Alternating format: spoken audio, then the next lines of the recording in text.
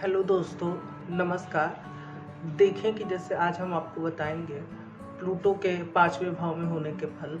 देखें कि जिन जातकों का प्लूटो पाँचवें भाव में होता है, ऐसे लोग जैसा कि प्लूटो कारक है गहराई का, डीप नॉलेज का, तो ये सब तो उनके पास होती ही है। क्योंकि प्लूटो पंचम भाव में इसको रिप्रेजेंट करता है। वो लोग काफ़ी गहरी चीज़ें जान सकते हैं या फिर कुछ बहुत ही जो डीप छुपा हुआ है, किसी को नहीं मिल रहा है, ऐसे लोग उस चीज़ को खोज सकते हैं। देखिए कि एक बात मैं आपको कहना चाहूँगा, बहुत लोग कहते हैं कि जैसे इन ग्रहों को नहीं लेना चाहिए क्योंकि ये ग्रह पृथ्वी से दूर हैं।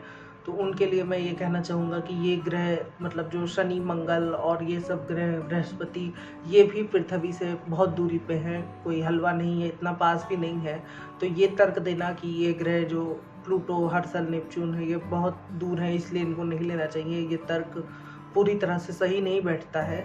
और कई पाश्चात्य के देशों में इसको लिया जाता है और मैंने भी कई लेख ऐसे पढ़े हैं जिनमें इनकी महत्ता साबित होती है और मैंने भी देखा है पत्रिका में। अब देखिए कि जैसे प्लूटो जिनका पंचम भाव में होता है, ज्ञान के मामले में, बुद्धि के मामले में ये बहुत ही अच्छा ग्रह माना गया है यहाँ पर। लेकिन जैसा कि पंचम भाव सभी को पता है कि संतान का भी होता है और प्लूटो गहरा काला रंग का ग्रह है, तो ये संतान के लिए बहुत अच्छा नहीं होता है। कई बार मतलब अगर शनि का भी प्रभाव हो प्लूटो के साथ पंचम भाव में, तो संतान ना होने के योग या फिर मतलब संतान थोड़ा सा जैसे कि लूली लंगड़ी हो या फिर मतलब उसे कोई रोग हो जाए, इस तरह के संतान होने के भी योग होते हैं अगर प्लूटो के साथ शनि, मंगल इन सब ग्रहों का ज़्यादा प्रभाव आ रहा हो तो इस चीज़ का भी ध्यान रखें। दूसरी बात करते हैं कि जैसे पंचम भाव बुद्धि का हो गया, शिक्षा का भी हो गया।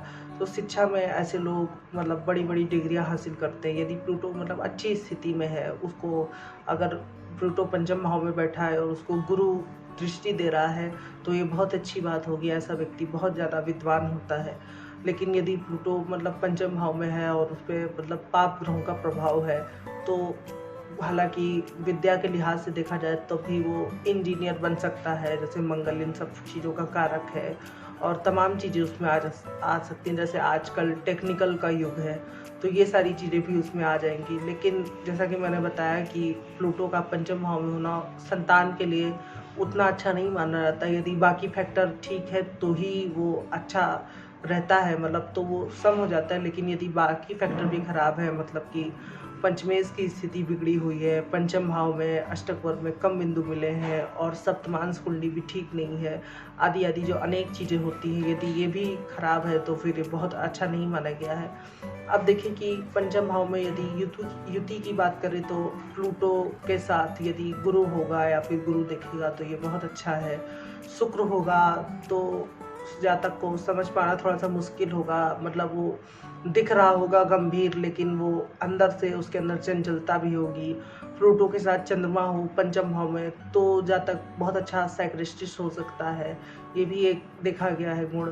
अब प्लूटो के साथ शनि हो तो पहली बात तो ये बहुत अच्छा योग नहीं है पंचम भाव में। जातक का दिमाग मतलब कई बुरे कर्मों में भी लग सकता है। हालांकि ये मतलब अगर जातक का लग्न अच्छा है, लग्न पे शुभ ग्रहों का प्रभाव है, तो जातक अपनी बुद्धि का अच्छे से इस्तेमाल करता है। ऐसे लोग मतलब वैज्ञानिक भी बन सकते हैं, प्लूटो शनि या फिर प्लूटो राहु वाले लोग भी, मतलब ये देखा गया है कि ऐसे लोग काफ़ी बड़े बड़े वैज्ञानिक बनते हैं। लेकिन यदि प्लूटो शनि पंचम भाव में है और वो मतलब कि वृश्चिक राशि में है या फिर लगन पे भी शनि की दृष्टि या फिर मंगल की दृष्टि या फिर पाप ग्रह राहु केतु का प्रभाव है, तो फिर ये भी देखा गया है कि जातक हत्या के लिए प्रयास भी कर सकता है या हत्यारा होता है। और उस तरह का नहीं कि आवेश में आके मारते, कई प्रकार से कुछ लोग होते हैं प्लानिंग करके पूरी तरीके से। तो ये जो जिनके दिमाग में ऐसा मतलब इतना कुटिलता आ जाता है, तो इसका भी कारक प्लूटो है यहाँ पे पंचम भाव में। तो क्योंकि बुद्धि पंचम भाव से देखी जाती है और बुद्धि में इतनी गहरी प्लानिंग लाना ये इसी का काम है। और इसमें राहु को भी आप जोड़ सकते हैं, राहु भी ऐसा करता है जैसा कि मैंने बताया कि इतनी गहरी प्लानिंग करके। लेकिन राहु में एक दिक्कत हो जाती है कि व्यक्ति बच भी नहीं पाता है, वो उस चीज़ को कर तो लेता है लेकिन बच नहीं सकता है, वो पकड़ा ही जाता है। पंचम भाव में प्लूटो के साथ केतु हो संतान के लिए तो बिल्कुल ठीक नहीं है कोई, मतलब ये तो डेफिनेटली है कि संतान के लिए ठीक नहीं है। बाकी फैक्टर यदि बहुत अच्छे हैं तो भी मतलब कि प्रेगनेंसी में काफ़ी दिक्कत आती है या फिर उस समय उसके बाद ही मतलब संतान हो पाती है या संतान सुख प्राप्त होता है। तो ये बात है कि केतु के साथ प्लूटो बहुत अच्छा नहीं माना गया है। हाँ, अगर शैक्षिक में भी देखा जाए तो भी ये शिक्षा के लिए भी उतना मतलब कई लोगों की पढ़ाई जिनका केतु पंचम भाव में होता है बीच में छूट गई है, ये तो मैंने देखा ही है। लेकिन प्लूटो के साथ होगी तब भी मतलब कई लोगों की पढ़ाई किसी के मृत्यु की वजह से या किसी के अलगाव की वजह से उनको अपनी पढ़ाई छोड़नी पड़ती है। तो पंचम भाव में प्लूटो और केतु का ये भी कारक है। प्लूटो और बुध यदि पंचम भाव में हो, ऐसा व्यक्ति बहुत ज़्यादा बुद्धिमान होता है। मतलब क्या ही कहें, प्लूटो और गुरु को मैंने बताया ना, प्लूटो और गुरु भी वाला व्यक्ति बुद्धिमान होता है, वो तो एक अतुलनीय बुद्धिमान हो गया। लेकिन यदि प्लूटो और बुध है तो भी वो भी व्यक्ति बहुत बुद्धिमान होगा। उसकी चतुरता, उसकी चालाकी, कोई भी बड़ा गबन करना या फिर कोई घपला करना, इन सब चीज़ों में उसका दिमाग काफ़ी तेज चलेगा।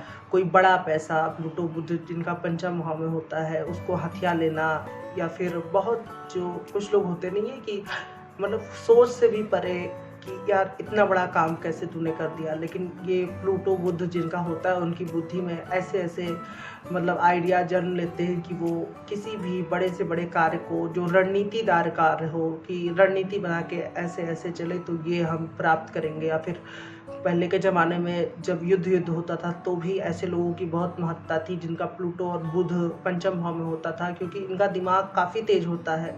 क्योंकि पंचम भाव जैसा कि सबको पता है कि बुद्धि से संबंधित ही भाव है, तो जाहिर सी बात है कि जिनके कुंडली में प्लूटो जैसा कि गहराई का कारक ही है, किसी चीज़ को काफ़ी हद तक देने का कारक है, तो उसके साथ कोई ग्रह होगा तो वो चीज़ बहुत ज़्यादा बढ़ जाएगी।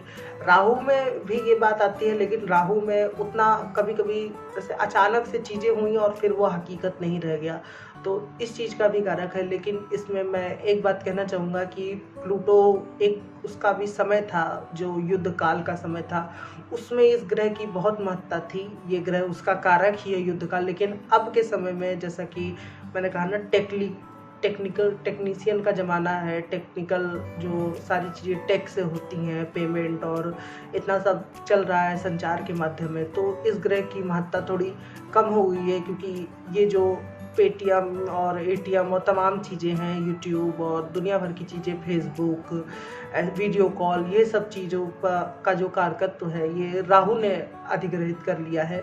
लेकिन इसका यह अर्थ नहीं है कि इस ग्रह की महत्ता एकदम कम हो गई है। बहुत लोग आज भी ऑफलाइन ही काम करते हैं, और जो लोग मतलब गुप्त तरीके से काम करना चाहते हैं या फिर गुप्त तरीके से धन कमाना चाहते हैं, उनके लिए यदि प्लूटो पंचम भाव में है और उस पर गुरु की दृष्टि या फिर बुध के साथ है, या फिर पंचमेश, प्लूटो पंचम भाव में और पंचमेश भी बहुत ज़्यादा बलवान है, तो ऐसे लोग गुप्त कार्य करने की ओर जा सकते हैं। ऐसे लोग मतलब पेट्रोलियम से जुड़ा कार्य कर सकते हैं या फिर अंतरिक्ष विभाग में कार्य कर सकते हैं, गुप्त विभाग जैसा कि सेना, रक्षक, इन सब विभाग में भी काम कर सकते हैं।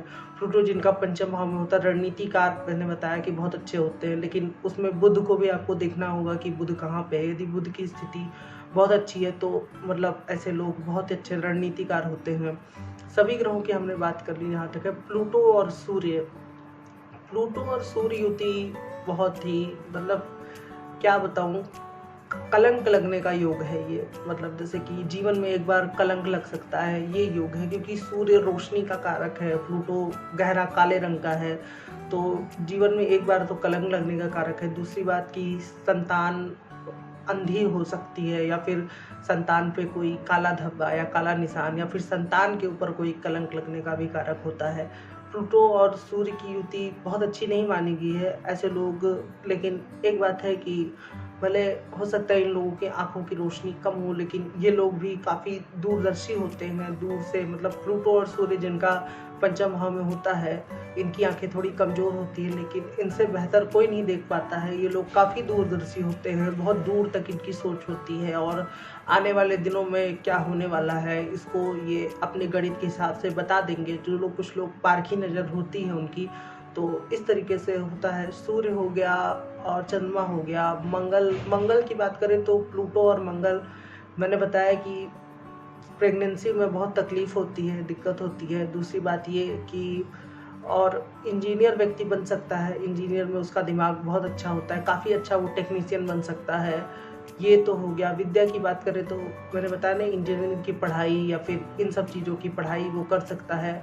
और दूसरी बात, डॉक्टरी में जो लोग मतलब प्लूटो और मंगल यदि पंचम भाव में होता है तो डॉक्टरी में जो लोग सर्जन होते हैं या फिर जो सर्जरी करते हैं, ये भी कार्य प्लूटो मंगल की युति जहाँ भी हो तो ऐसे लोग करते हैं। अब पंचम भाव में है तो ऐसे लोग मतलब जहाँ तक देखा गया है कि अधिकतर कि जो संतान से संबंधित जो लोग सर्जन होते हैं वो ऐसे लोग बनते हैं, जो कि मतलब कि प्रेगनेंसी में जो सर्जरी होती है उसके लिए प्लूटो और मंगल का योग काफ़ी अच्छा होता है। तो हमने मोटा माटी सभी ग्रहों की बात कर ली। आशा करता हूँ कि आपको ये वीडियो अच्छा लगा होगा। अगर अच्छा लगा है तो इसे लाइक ज़रूर करें और मेरे चैनल को ज़रूर से सब्सक्राइब करें, ताकि जो भी मेरा वीडियो आए उसकी तुरंत आपको सूचना मिल जाए। आज के लिए इतना ही रखते हैं। धन्यवाद।